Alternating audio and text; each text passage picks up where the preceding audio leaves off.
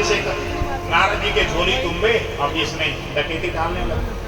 तो नारद जी ने कहा भैया हमारा ये एक तारा ले जाकर तू क्या करेगा, तू कोई एक तारा थोड़े ना बजाएगा, मेरे पास तो और कुछ है नहीं, माला मैं जप करता हूँ, माला ले जाके तू क्या करेगा, तू जपता तो है। तो रत्नाकर को जब एहसास हुआ कि नारद जी के पास तो कुछ भी संपत्ति नहीं, तो जिन बाबा जी को हम लूट के क्या करेंगे, तो रत्नाकर बोलने लगा हमारे साथ युद्ध करो।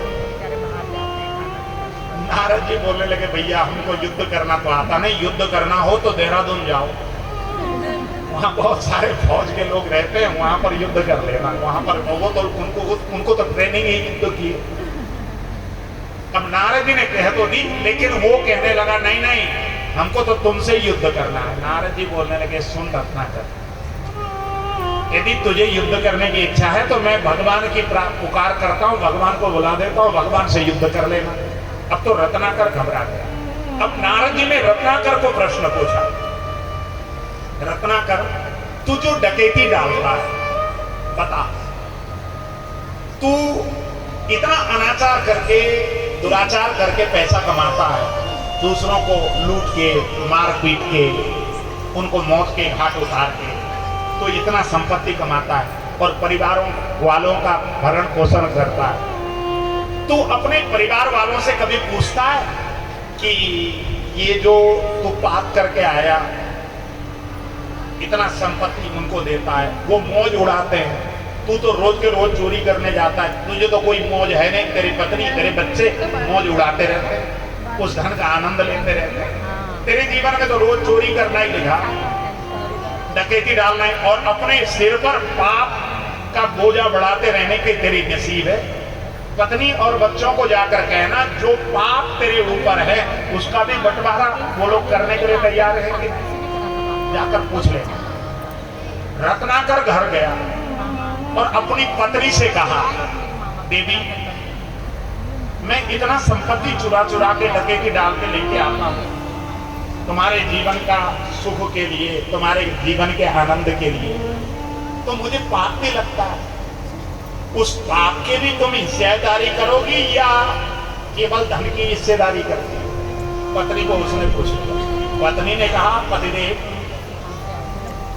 जो आप पाप करके कमा के लेके आते हो ना, ये तो आपका अपना प्राइवेट है,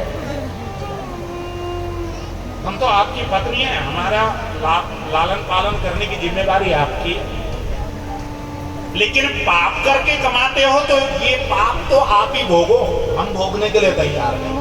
पत्नी ने जब कह दिए, बच्चों को पूछा, बच्चों ने भी वही बात जब कही तो रत्नाकर की बुद्धि उसी समय समझ में आ गई। वो रत्नाकर दौड़ लगाकर नारद जी के पास गए, नारद जी का चरण पकड़ा और रत्नाकर ने कहा नारद जी आपने मुझे ज्ञान प्रदान कर दी, आज मैंने अपनी पत्नी और बच्चों को जाकर जब पूछा, पत्नी और बच्चों ने ऐसी ऐसी बात कर दी, इसलिए मेरी बुद्धि समझ में आ गई है।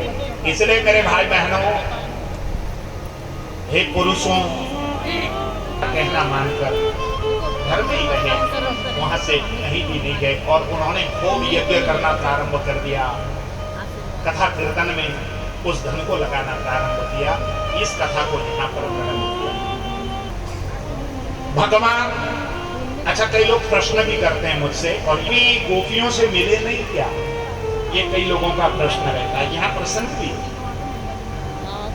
एक बार सूर्य ग्रहण लगने वाला था, द्वारका में सांडिल्य पंडित जी ने आकर वसुदेव जी को कहा, वसुदेव जी अब की बार सूर्य ग्रहण लगने वाला है, सूर्य ग्रहण का स्नान करने का महत्व कुरुक्षेत्र के सरोवर का है, तो हम सबके सब कुरुक्षेत्र चलेंगे। फिर तो वसुदेव जी ने भगवान कृष्ण को कहा, भगवान कृष्ण अपनी रानियों को साथ में लेकर कुरुक्षेत्र में सूर्य ग्रहण स्नान करने के लिए चल पड़े। 16,108 रानियां, सारे पुत्र, वसुदेव जी, देवकी जी, सबको साथ में लेकर भगवान द्वारका से चल पड़े। बलराम जी साथ, सबके सब सवार होकर जब चल पड़े, ये खबर वृंदावन में रहने वाली गोपियों को पता। राधा रानी को जब मालूम चला, राधा रानी ने गोपियों से कहा, गोपियों हम लोग भी कृष्ण को मिलने के लिए द्वारका तो नहीं जा सकते, लेकिन सूर्य ग्रहण स्नान करने के बहाने हम भी कुरुक्षेत्र में जाकर एक बार अंतिम बार कृष्ण से मिल सकते। इतना जब कहा, सारी की सारी गोपियां, राधा रानी, नंद बाबा, यशोदा, सबके सब रथ में सवार हुए और आज सबके सब वृंदावन से कुरुक्षेत्र के लिए प्रस्थान किया। और जैसे ही कुरुक्षेत्र के लिए प्रस्थान किया, रथ में सवार हैं सब गोपियां और मुंह से मेरे गोविंद का नाम उच्चारण करते हुए, गोविंद को प्रार्थना करते हुए, गोविंद को विनती करते हुए, हर समय उनके मुख से कृष्ण का नाम के अलावा और कुछ निकलता नहीं, कृष्ण के प्रति विनती के अलावा इनके मुंह से कुछ निकलता नहीं। तो ये भगवान कृष्ण को विनती करते हुए सारी की सारी गोपियां वृंदावन से रथ में सवार होकर कुरुक्षेत्र के लिए प्रस्थान कर और गाती जा रही विनती सुनिए नाथ हमारे सर हरि हृदय बिहारी, हृदय स्वर हरि हृदय बिहारी, मोरे मुकुट पीतांबर धारी, विनती सुनिए नाथ हमारी, विनती सुनिए नाथ हमारी।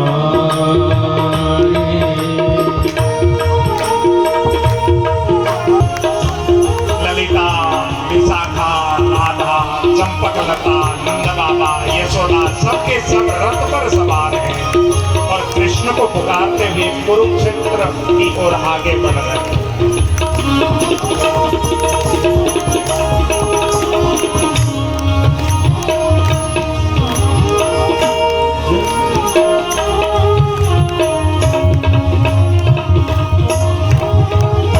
जन्म जन्म लगी है,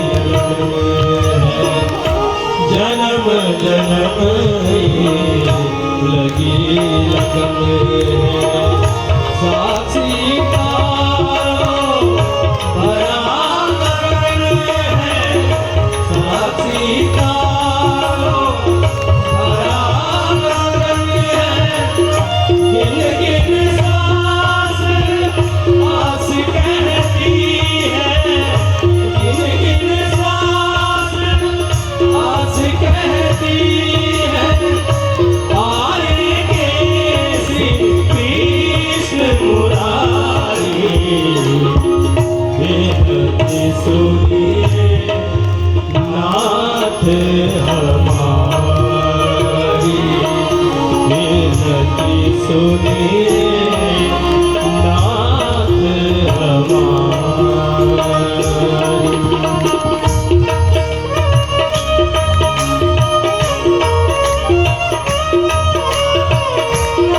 द्वारकानाथ की जय हो।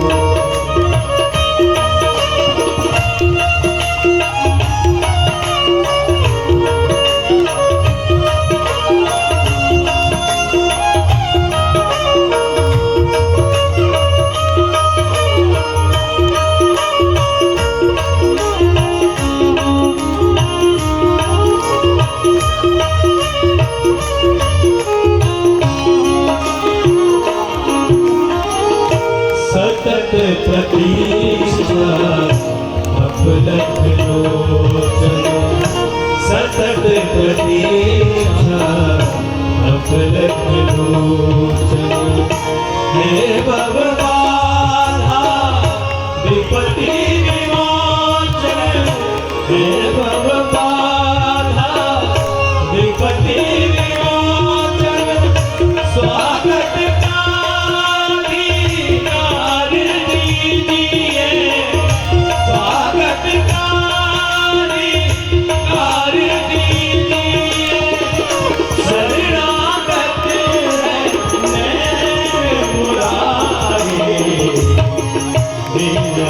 सुनिए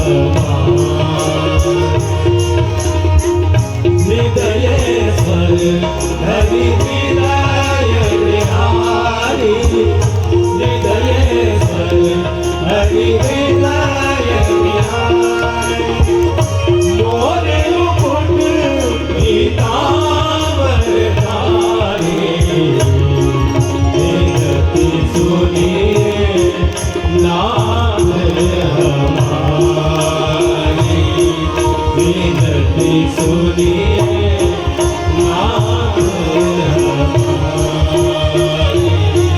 विनती सुनिए नाथ हमारी।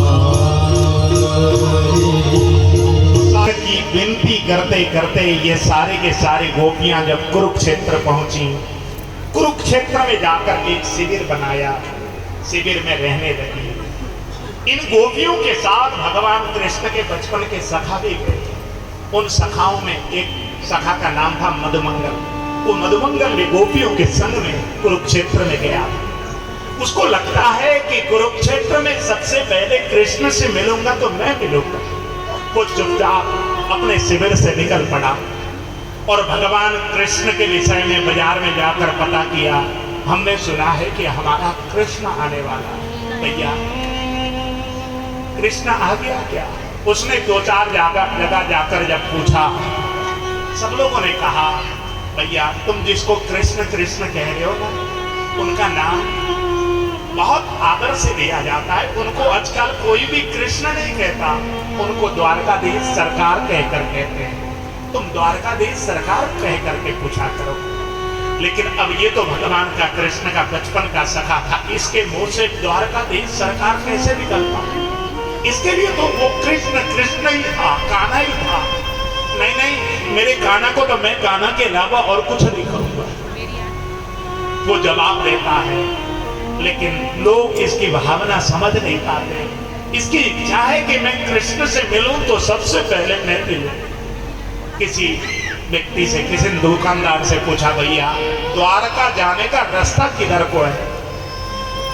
तो किसी दुकानदार ने बता दिया भैया ये सामने जो रास्ता जा रहा है ना, ये रास्ता ही द्वारका की ओर जाता है और द्वारका से आने वाले लोग इसी रास्ते से आते हैं। जैसे ही कहा, अब तो ये भगवान कृष्ण का बचपन का सखा द्वारका की ओर उस रास्ते पर आगे दौड़ करके जाने लगा और सामने से भगवान कृष्ण की सवारी आती हुई जब देखी, बहुत सारे ध्वजा लगे हुए रथ को सामने आते हुए जब देखा, ये तो बहुत प्रफुल्लित हो गया। बीच रास्ते में जाकर बिल्कुल चौड़ा होकर खड़ा हो गया। भगवान की सवारी सामने से आ रही थी। भगवान के रक्षक हटो हटो, रास्ता खाली करो, भगवान द्वारकाधीश सरकार की सवारी आ रही है, उनके लिए रास्ता खाली करो। सबको खाली कराते जा रहे थे रक्षक। अब ये बीच रास्ते में खड़ा था, ये रास्ते से बाहर किनारे की ओर जाने के लिए तैयार नहीं था। उसको लगता था कि मेरा अपना कृष्ण आ रहा है, और कृष्ण आ रहा है तो वो कृष्ण तो मेरा है। कृष्ण पर ये अपना अधिकार मानता था, तो ये रास्ता छोड़कर किनारे होने के लिए तैयार नहीं हुआ। द्वारपालों को कह दिया कि नहीं नहीं, मैं रास्ते से किनारे नहीं जाऊंगा। द्वारपाल विनती करने लगे, भैया द्वारकाधीश सरकार की सवारी होने वाली है, तुम रास्ते से हट जाओ। अब तो इसको बड़ा क्रोध आया भगवान कृष्ण के मित्र को। अरे तुमको कह दिया ना मैं रास्ते से हटूंगा नहीं, और तुम ज्यादा जिद करते हो तो जाकर अपने मालिक से कह देना कि उसके बीच रास्ते में उसका बाप खड़ा है और वो रास्ते से हटने के लिए तैयार नहीं। इतना कहते कहते मधुमंगल फूट पड़ा और रक्षकों ने जाकर भगवान को ये सूचना दी, भगवान एक कोई ग्वाला सा दिखता है और वो बीच रास्ते में बिल्कुल चौड़ा होकर खड़ा है, वो रास्ते से हटने को तैयार नहीं है। प्रभु उसको हम उखाड़ कर फेंक दें क्या? जैसे रक्षक अनुमति लेने के लिए आए, भगवान कृष्ण ने पूछा भैया कौन ग्वाला है? उसने अपना कोई नाम बताया क्या? तब रक्षकों ने कहा हाँ प्रभु, उसने अपना नाम मधुमंगल बताया। इतना सुनना था भगवान कृष्ण ने जैसे ही मधुमंगल का नाम सुना, भगवान रथ से छलांग लगाकर नीचे उतरे और दौड़ लगाकर मेरा मधुमंगल करते हुए भगवान दौड़ लगाकर गए और बीच रास्ते में खड़ा मधुमंगल को देखा। भगवान जाकर छाती से लिपट पड़े, मित्र मधुमंगल, तुझसे 100 वर्ष बाद मेरी मुलाकात हो रही है, तू बूढ़ा हो गया रे। भगवान फूट पड़े, रो पड़े। मधुमंगल भी भगवान के गले से लगकर बहुत देर तक रोता रहा। कृष्ण, तुम वृंदावन को छोड़कर चले गए और हम सबको तुमने भुला दिया। नहीं भैया, मैंने भुलाया नहीं तुमको। कृष्ण, तुमसे मिलने के लिए यशोदा मैया भी आई। इतना मधुमंगल का कहना था। भगवान कृष्ण मधुमंगल को पूछने लगे, मधुमंगल मेरी मैया आई है, कहाँ है? भगवान कृष्ण आंखों से आंसू बहाकर रोने लगे। मां से मिलने की उत्कंठा भगवान कृष्ण को बहुत ज्यादा उत्साहित कर रही है। मधुमंगल को कहा, मधुमंगल मेरी माँ के पास मुझे लेकर चल। आगे आगे मधुमंगल दौड़ते जा रहे हैं और भगवान कृष्ण पीछे पीछे। भगवान पूछते जा रहे हैं, मधुमंगल और कौन आया है? मधुमंगल ने कहा, बाबा नंद बाबा आए। अब तो भगवान कृष्ण की आंसू की धारा और ज्यादा प्रवाहित होने लगी।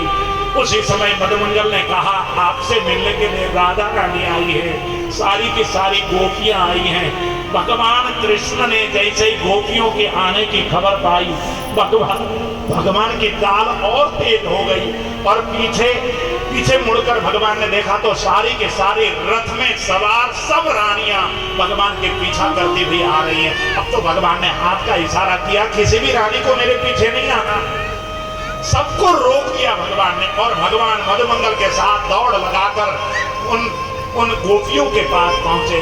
यशोदा मैया के कुटिया के बाहर जब पहुंचे हैं भगवान कृष्ण, मधुमंगल ने भीतर जाकर यशोदा मैया को सूचना दिया, मैया तुम्हारा बेटा कृष्ण बाहर द्वार पर ठाड़ो है। इतना सुनना था। यशोदा मैया बूढ़ी हो गई है, चला नहीं जाता, लेकिन कृष्ण से मिलने के लिए एक हाथ उठ पड़ी तो उनको चक्कर आ गया। जैसे ही चक्कर आया, धड़ाम से गिरने वाली थी। उसी समय भगवान कृष्ण द्वार से भीतर प्रवेश कर रहे थे। चप्पू से भगवान ने अपनी माँ को अपने गले से लगा लिया, माँ को गिरने से बचा ली। और माँ को जब होश आया, भगवान कृष्ण अपनी माँ को देखकर फूट फूट कर रोने लगे। माँ तुम इतनी बूढ़ी हो गई। माँ ने कहा, लल्ला तू भी तो इतना उम्र का हो गया, तू भी तो जवान हो गया लल्ला। अच्छा तूने कुछ खाया कि नहीं खाया आज? भगवान कृष्ण बोलने लगे, मैया मैं द्वारका से चला हूं ना, मैं भूखा बहुत हूं। इतना सुनते ही यशोदा मैया घर के एकदम कुटिया के भीतर चली गई और भीतर जाकर मटके में जो मक्खन लेकर आई थी वृंदावन से, मटका लाकर कृष्ण के आगे जैसे ही रखा। भगवान कृष्ण ने 100 वर्ष से माखन कभी खाया नहीं था। आज भगवान कृष्ण ने मटके का माखन देखा। माँ के सामने मटके के माखन को लबालब खाने लगे दोनों हाथों से, और जैसे ही दोनों हाथों से पूरे मटके का माखन खा लिया मेरे ठाकुर ने, तुरंत उस मटके को उठाकर जमीन में पटकी। माखन का मटका वहीं पर भगवान ने तोड़ दिया। मैया ने जब उस दृश्य को देखा, तुरंत कृष्ण का हाथ पकड़कर कहा, लल्ला तू बड़ा तो हो गया, राजा तो हो गया, लेकिन तेरी आदत अभी भी वही बचपन की है। देख तूने मटके का माखन खा लिया और मटका तोड़ दी, तो बचपन में भी तोड़ दिया करता था। इतना कहना था। तुरंत भगवान कृष्ण बोलने लगे, मैया 100 वर्ष से मैंने माखन नहीं खाया था, और आज तुम्हारे हाथ का जो माखन मिला ना, माखन खाते समय मुझे ऐसा अनुभव हो रहा था माँ कि ये माखन नहीं, ये तो अमृत घोल कर तुम ले आई हो। माँ मुझे बहुत स्वाद आ रहा है, एक और माखन नहीं ले आई क्या? और नहीं ले आई क्या? और ले आओ ना।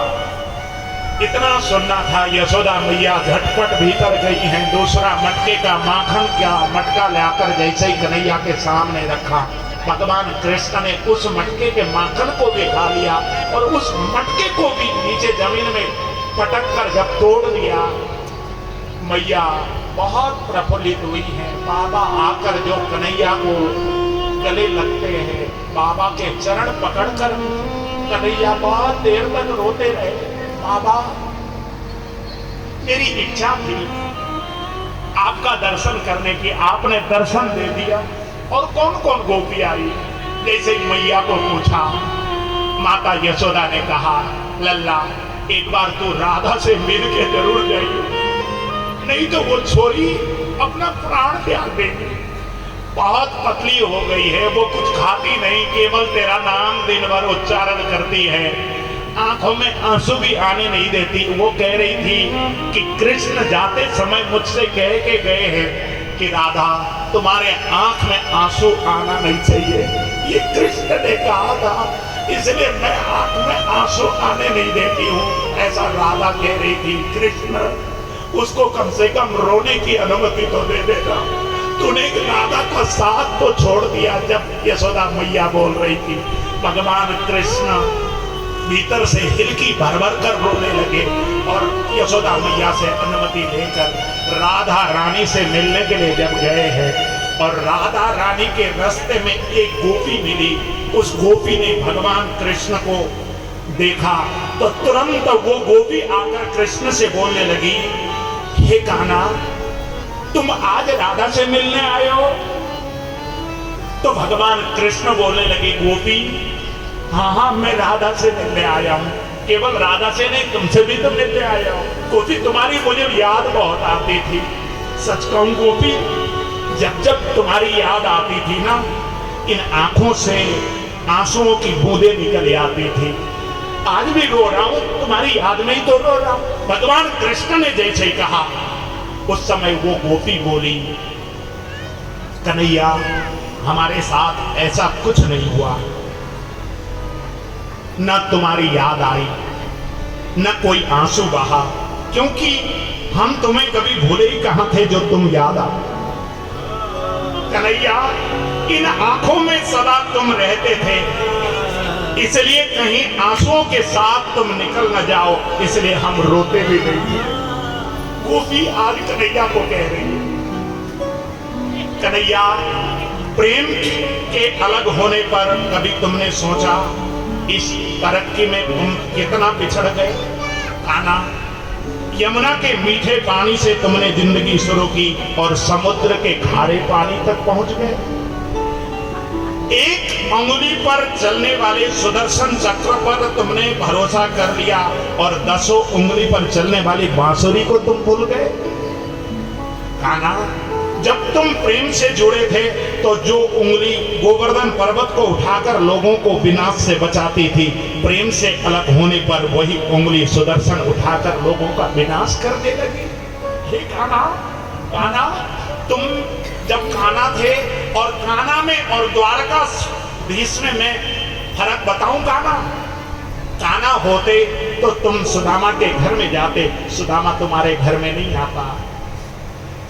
कान्हा, तुम द्वारकाधीश हो गए, इसलिए तुम्हारे घर में सुदामा को आना पड़ा। तुम कान्हा होते तो तुम सुदामा के घर में जाते, सुदामा के कष्ट समझते, लेकिन सुदामा द्वारकाधीश होने के कारण तुम्हारे घर में आना पड़ा। युद्ध में और प्रेम में यही तो फर्क होता है। युद्ध में आप मिटाकर जीतते हैं और प्रेम में आप मिटकर जीतते हैं। कान्हा, तुम प्रेम में नहीं हो, तुम तो युद्ध में। तुम द्वारकाधीश हो, इसलिए तुम समझ नहीं सकते ये बात। आप तो कन्हैया, और असली बात अब ध्यान से सुनना मेरे भाई। आज गोपी उलाहना देती जा रही है। आप तो कई कलाओं के स्वामी हो कन्हैया, स्वप्न दूरदर्शिता हो, गीता जैसे ग्रंथ के दाता हो, पर आपने ये क्या निर्णय किया? आपने पूरी सेना कौरव को सौंप दी और अपने आप को पांडवों के साथ कर लिया। सेना तो आपकी प्रजा थी कान्हा, राजा तो पालक होता है, उसका रक्षक होता है। आप जैसा महाज्ञानी उस रथ को चला रहा था जिस पर बैठा अर्जुन आपकी ही प्रजा को मार रहा था। कान्हा, अपनी प्रजा को मरते देखकर आप में करुणा नहीं जागी? क्योंकि आप प्रेम से शून्य हो चुके थे। आप केवल और केवल हाथ में सुदर्शन चक्र ले चुके थे, तुम द्वारकाधीश हो चुके थे। तुम यदि कान्हा होते तो अपनी ही सेना को मरने न देते कान्हा। आज भी धरती पर जाकर देखो, अपनी द्वारकाधीश वाली छवि को ढूंढते रह जाओगे। हर घर में, हर मंदिर में राधा के साथ खड़े नजर आओगे। कहीं भी रुक्मिणी साथ वाले कृष्ण कहीं भी दिखाई नहीं देंगे। और आज भी मैं मानती हूँ, लोग गीता ज्ञान की बात करते हैं, उसके महत्व की बात करते हैं, मगर धरती के लोग युद्ध वाले द्वारकाधीश पर नहीं, प्रेम वाले कान्हा पर भरोसा करते हैं।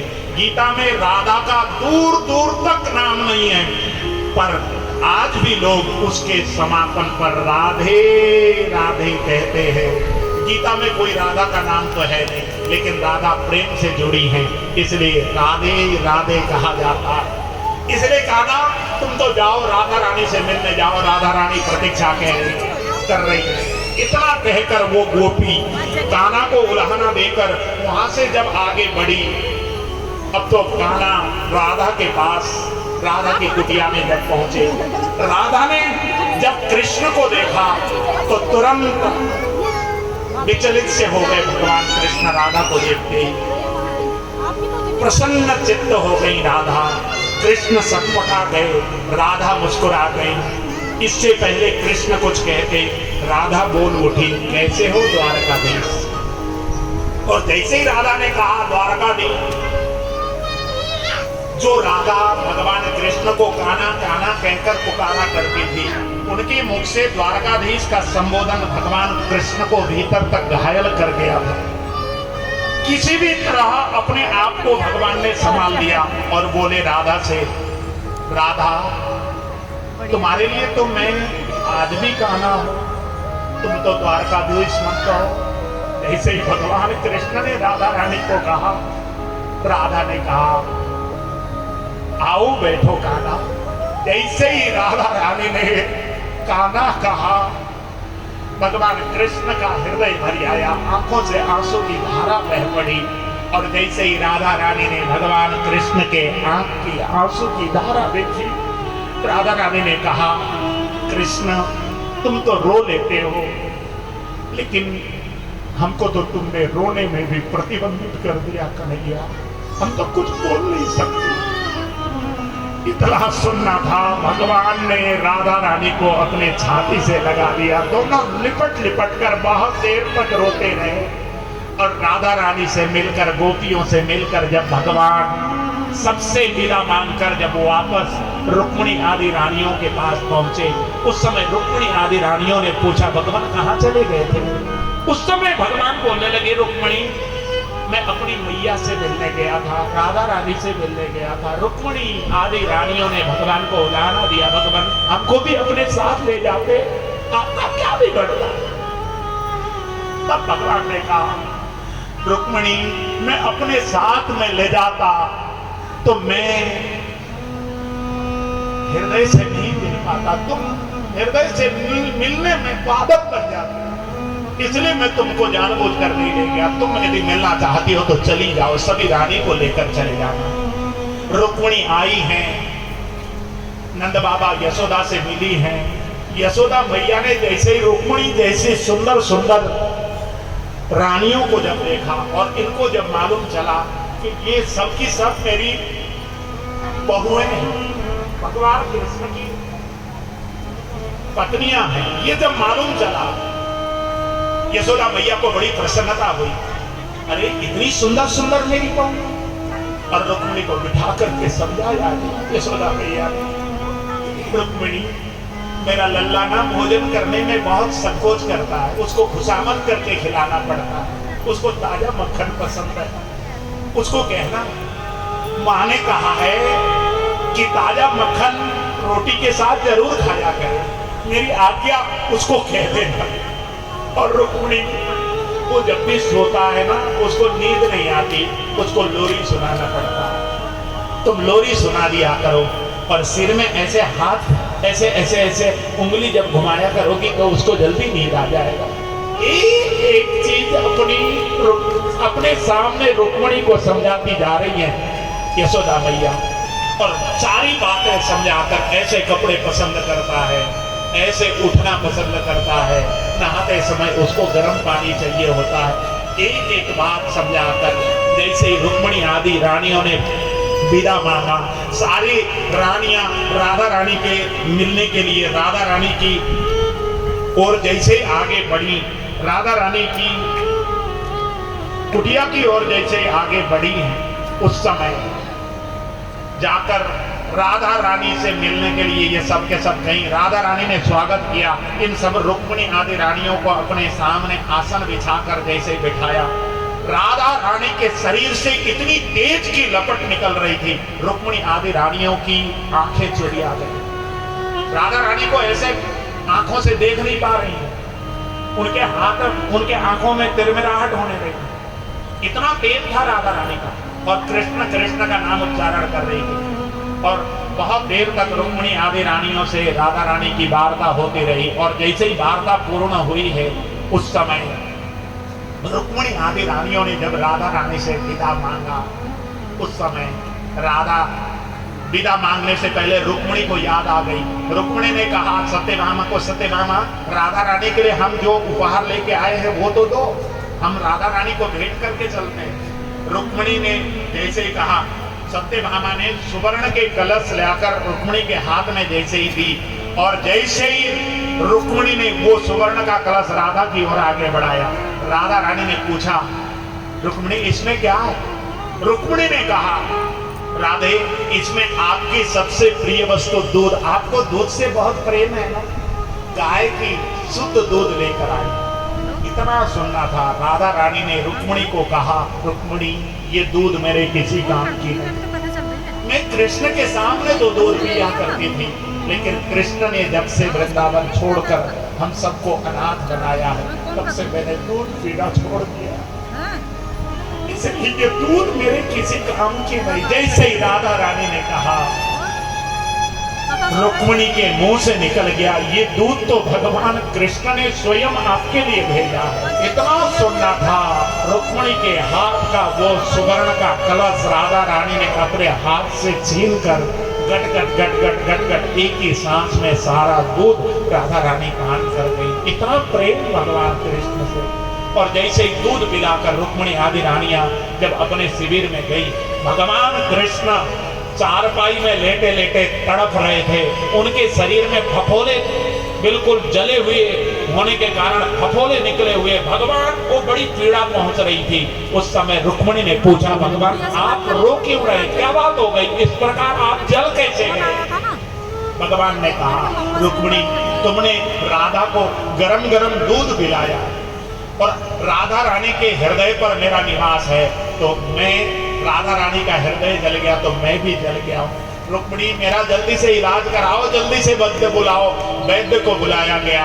वैद्य जी ने आकर रुक्मिणी को कहा, रुक्मिणी भगवान को यदि जल्दी आप ठीक कराना चाहती हैं तो कोई भगवान का कोई भक्त अपने पैर का धोवन भगवान को पिला दे और उससे स्नान करा दे तो भगवान जल्दी ठीक हो सकते हैं।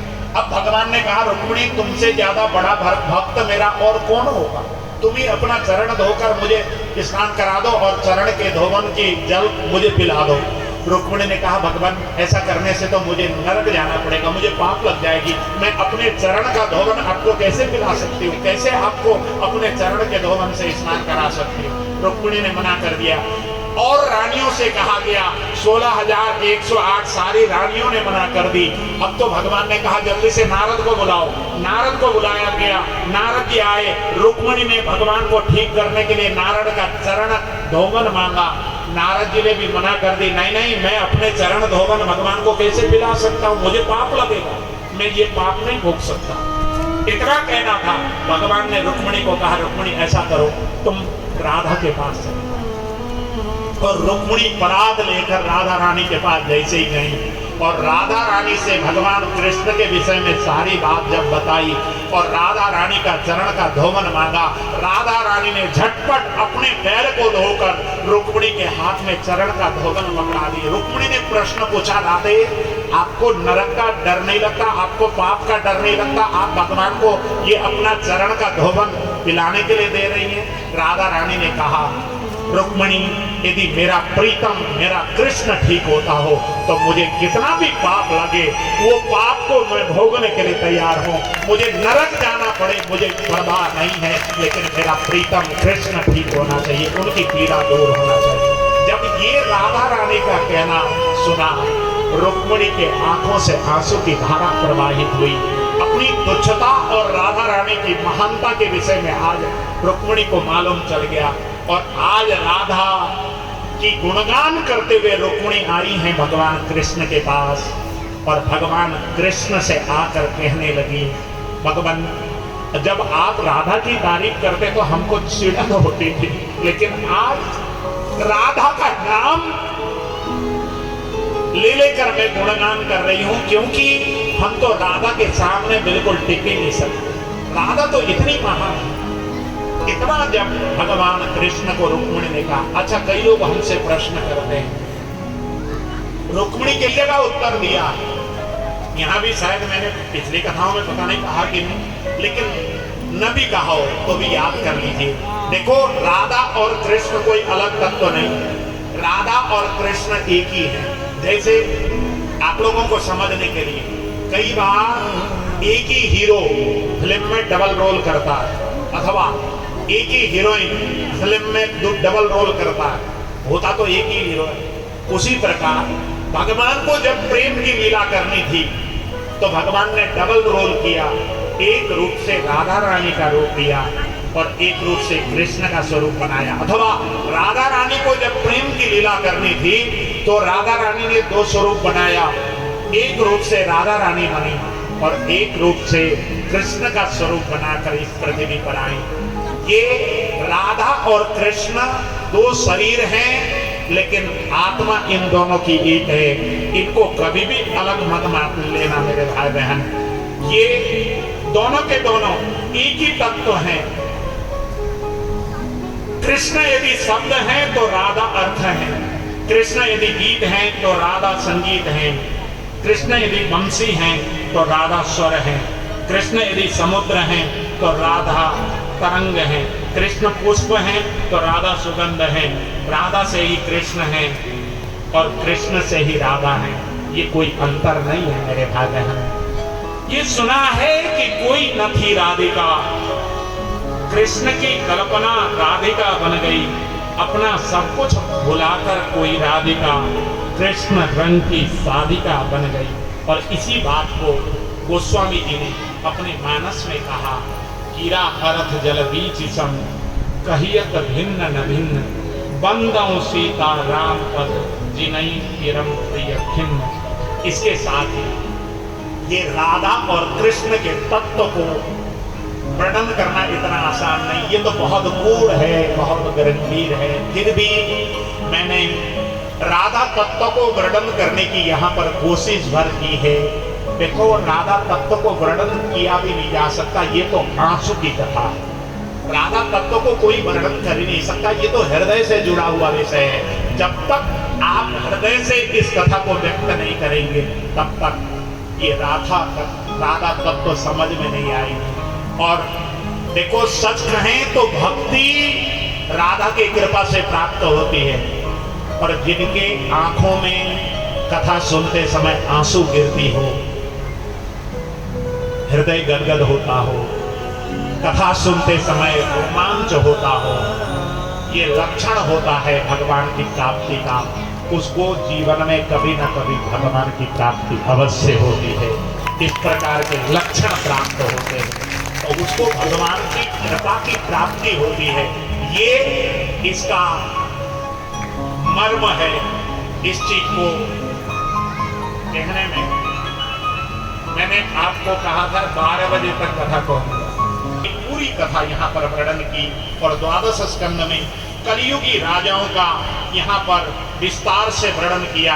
और अंत में कलियुग के, हम लोग कलियुग में पैदा हुए तो ये कलियुग है, इसके अनेक दोष हैं, अनेक दुर्गुण हैं, लेकिन कलियुग में भगवान को प्राप्त करना बड़ा आसान है। इस युग में भगवान को प्राप्त करने के लिए केवल बैठकर कथा श्रवण कर लो, और कथा में जो आप प्रसंग सुनते हैं उसको बैठकर चिंतन कर लो, कीर्तन कर लो, भगवान का नाम उच्चारण कर लो और दीक्षा मंत्र लेकर उस मंत्र का जाप कर लो, आपका कल्याण हो जाएगा, भगवान की प्राप्ति हो जाएगी। ये कलयुग के समान तो कोई युग ही नहीं है। यही कलिकाल साधन दूजा। श्रीमद् भागवत में भी कही, मानस में जो गोस्वामी जी ने वर्णन किया, भागवत के ही श्लोक का वर्णन किया। कलिर दोष निधे राजन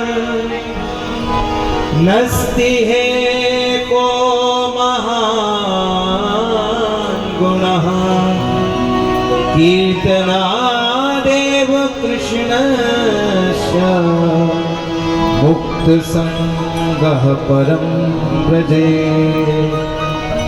प्रत्ययध्यायतो विष्णु त्रेतायां यजतो मखये द्वापरे परिचर्यायां कलौ तद्धरे कीर्तना।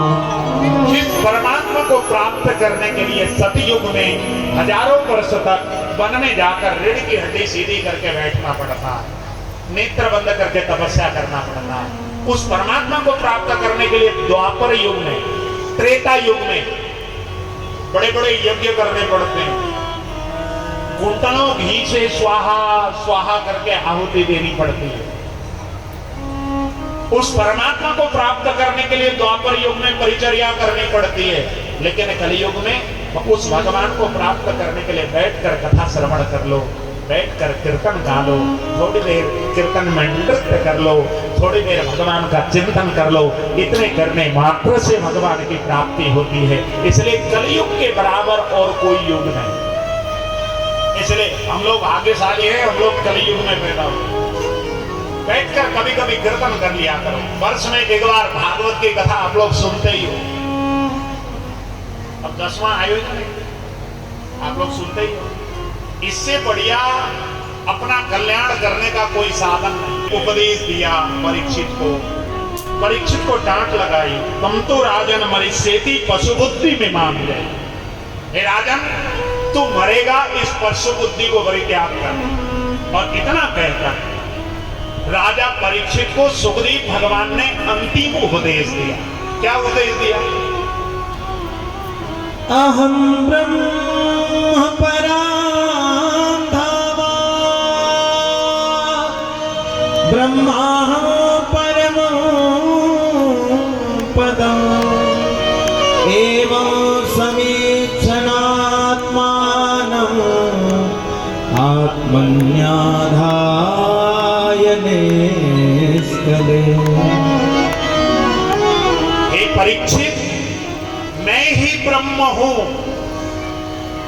इस प्रकार तो अपने आप को ब्रह्म के स्वरूप में मान ले। तूने अब 7 दिन तक कथा सुन ली है, तू निराशा में मत आ जा। तेरा अब तक्षक आकर दंशन करने वाला है, और निराशा रहना कभी भी ठीक नहीं। अपने आप को पहचान ले। तू शुद्ध है, तू बुद्ध है, तू आत्मा है, तू निराकार है, तू निरंजन है, तू ब्रह्म है। तो अपने आप को ब्रह्म मान। तू पुण्यात्मा है, तो पापात्मा नहीं है, तो पुण्यात्मा है। तो भाग्यशाली है, तूने मरने से पहले श्रीमद् भागवत की कथा श्रवण की। सुखदेव भगवान ने परीक्षित को इस प्रकार पूरा के पूरा ज्ञान प्रदान करके सुखदेव भगवान वहां से अपने आसन से उठकर चलते बने। ये कथा नैमिषारण्य क्षेत्र में सौनकादि 88,000 ऋषियों के समक्ष सुत जी महाराज वर्णन कर गए। और सुत जी महाराज ने वर्णन करते हुए कहा, जैसे ही सुखदेव भगवान प्रस्थान कर गए, तक्षक आया, परीक्षित राजा को दर्शन किया। परीक्षित राजा का शरीर जलकर भस्म हो गया। जितने ऋषि मुनि थे, उन सब ऋषि मुनियों ने परीक्षित को जलांजलि दी है। परीक्षित की मुक्ति हुई है। इस कथा को वर्णन करने के बाद सौनकादि 88,000 ऋषियों के समक्ष सूत जी महाराज बोलने लगे, हे सौनकादि ऋषियों, ये जो भागवत की कथा है सबसे पहले भगवान नारायण ने ब्रह्मा जी को सुनाया, ब्रह्मा जी ने सनक सनंदन सनातन सनत कुमार को सुनाया, सनकादि ऋषियों ने नारद जी को सुनाया, नारद जी ने वेदव्यास जी को सुनाया, वेदव्यास ने सुखदेव जी को सुनाया, सुखदेव जी ने सौनकादि 88,000 ऋषि सूत जी को सुनाया, सूत जी ने सौनकादि 88,000 ऋषियों को सुनाया। 88,000 ऋषियों के अंतर्गत उनकी गुरु परंपरा में हमारे गुरुदेव ने श्रवण किया। हमारे गुरुदेव के श्री चरण में बैठकर हमने 3 वर्ष तक वृंदावन में श्रीमद् भागवत का अध्ययन किया और उस अध्ययन के आधार पर हमने 7 दिन तक आपके समक्ष 10वीं बार आपके बाद मैंने कथा की है। आप लोग जैसे श्रेष्ठ महापुरुष आकर पहले मैं बोलूंगा फिर आप दोहराइएगा। पहले हाथ खड़ा कर दीजिए, पहले मैं बोलता हूं फिर आप बोलिए। भवे भवे यथा भक्ति, भवे भवे यथा भक्ति, पादयोस्तव जायते, पादयोस्तव जायते, तथा कुरुस्व देवेश, तथा कुरुस्व देवेश, नाथस्त्वं नो यत प्रभो, नाथस्त्वं नो यत प्रभो, नाम संकीर्तनं यस्य, नाम संकीर्तनं यस्य, सर्व पाप प्रणाशनं, सर्व पाप प्रणाशनं, प्रणामो दुःख शमनः, प्रणामो दुःख शमनः, तं नमामि हरिं परं, तं नमामि हरिं परं, तं नमामि हरिं परं, तं नमामि हरिं परं, हरये नमः, हरये नमः, हरये नमः, हरये नमः, हरये नमः, हरये नमः। इसके साथ ही ये 7 दिन से चली आ रही इस भागवत की कथा को पूर्ण होने की मैं घोषणा करता हूँ। वैसे तो भागवत की कथा कभी भी पूर्ण नहीं होती, ये तो विराम लेती है, क्योंकि हरि की कथा और मनुष्य की व्यथा कभी भी समाप्त नहीं होती। मनुष्य की व्यथा समाप्त नहीं होती और हरि हमारी राधा रानी को, राधा रानी को, हमारी राधा रानी को, अब श्री से मीठो नाम हमारी राधा रानी को, श्री से मीठो नाम हमारी राधा रानी को, राधा रानी को हमारी श्यामा प्यारी को, राधा रानी को हमारी श्यामा प्यारी को, मिसरी से मीठो नाम हमारी राधा रानी को, मिसरी से मीठो नाम हमारी राधा रानी को। अच्छा, जितने लोग बैठे एक बार अपने आसन से खड़े हो जाओगे, सब लोग खड़े हो जाओ और जहां खड़े हो वहीं पर नृत्य करना है सबको। जरा हाथ ऊपर उठा के सब लोग नृत्य करो।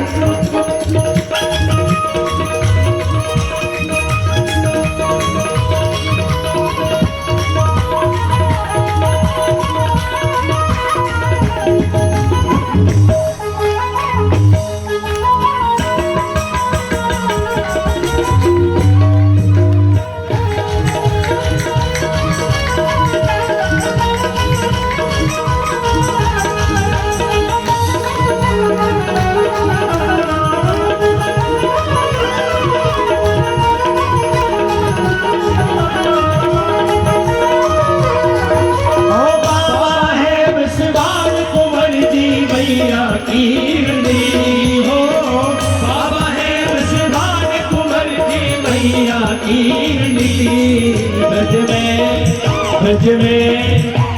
में बरसानो धाम हमारी राधा रानी को, बरसानो धाम हमारी राधा रानी को, ओ राधा रानी को हमारी श्यामा प्यारी, ओ राधा रानी को हमारी श्यामा प्यारी को, मिसरी से मीठो नाम हमारी राधा रानी को, मिसरी से मीठो नाम हमारी राधा रानी को।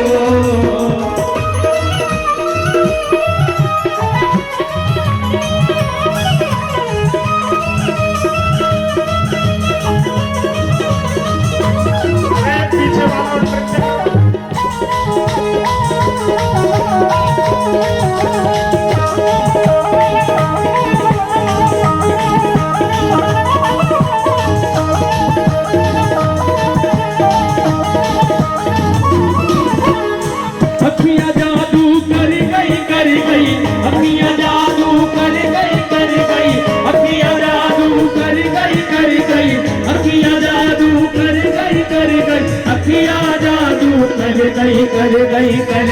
कर गई हो राधा वल्लभ की अखियाँ जादू कर गई, हो राधा वल्लभ की अखियाँ जादू कर गई, राधा वल्लभ की अखियाँ जादू कर गई। दोनों हाथ ताली की सेवा करते हुए राधा वल्लभ लाल की।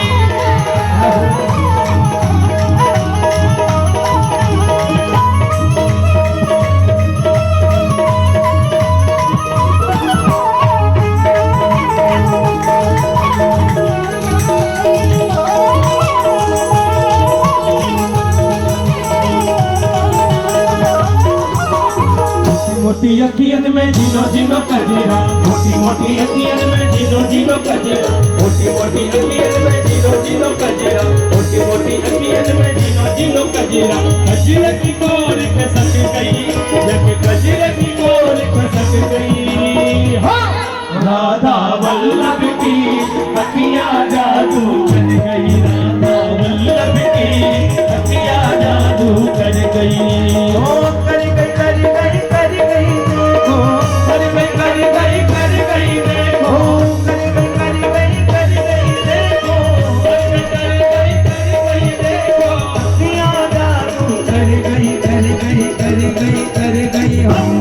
राधा वल्लभ की अखियाँ जादू कर गई, राधा वल्लभ की अखियाँ जादू कर गई।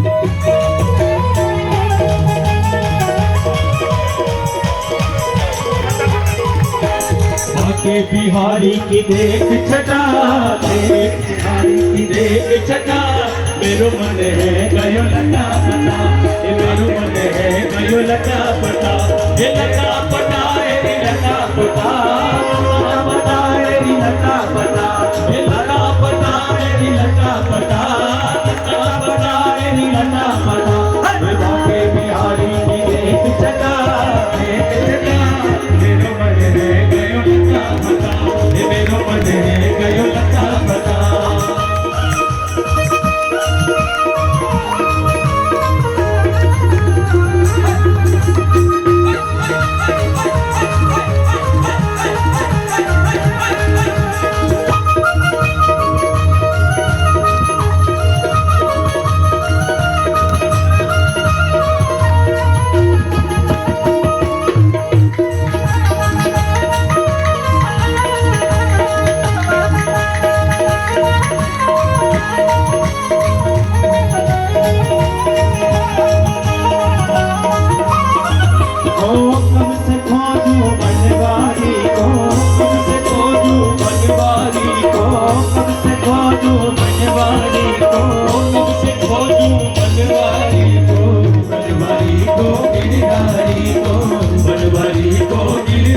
को गिरधारी को बनवारी को गिरधारी को कोई बता दे उसका पता मेरो मन है गयो लता बता मेरो मन है गयो लता बता ये लता पता रे लता पता लता पता रे लता पता ये लता पता रे लता पता लता पता रे लता पता आगे बिहारी की देख छटा मेरे मन है गयो लता पता ये मेरे मन है गयो लता पता ये मेरे मन है गयो लता पता मुझे राधे राधे राधे राधे राधे राधे राधे